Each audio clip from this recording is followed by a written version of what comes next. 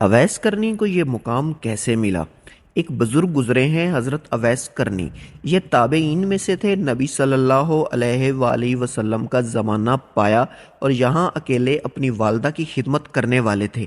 एक मौका पर वालदा से उन्होंने इजाज़त मांगी कि मैं नबी सल्लल्लाहु अलैहि वसल्लम का दीदार करूँ। नबी सल्लल्लाहु अलैहि वसल्लम के दीदार की इजाज़त मिल गई, मगर वालदा ने कहा, बेटा, खिदमत करने वाला पीछे कोई दूसरा नहीं, तुम जल्दी लौट आना। मदीना तौयबा आए अल्लाह ताला की शान नहीं है। उस वक़्त सफ़र पर तशरीफ़ ले गए थे। ये वहाँ ना ठहरे और वापस आ गए। जब नहीं वापस तशरीफ़ लाए तो आप सल्लल्लाहु अलैहि वसल्लम को बताया गया कि इस तरह एक बंदा आया था, मुलाकात करना चाहता था, ज़ियारत करना चाहता था, मगर चूँकि आप नहीं थे, उनको वापसी की जल्दी थी और वो वापस चला गया।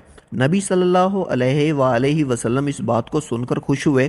चुनांचा किताबों में लिखा है कि नबी सल्लल्लाहु अलैहि वसल्लम ने एक जिब्बा हज़रत उमर और हज़रत अली रज़ी अल्लाह ताला अन्हो के हवाले फरमाया और कहा कि इस बंदे का नाम अवैस है, कुरन कबीले का है। मेरे इस जुस्से को ले जाना और जब वो पहने तो उसे कहना कि मेरी उम्मत की बख्शिश की वो दुआ कर दे।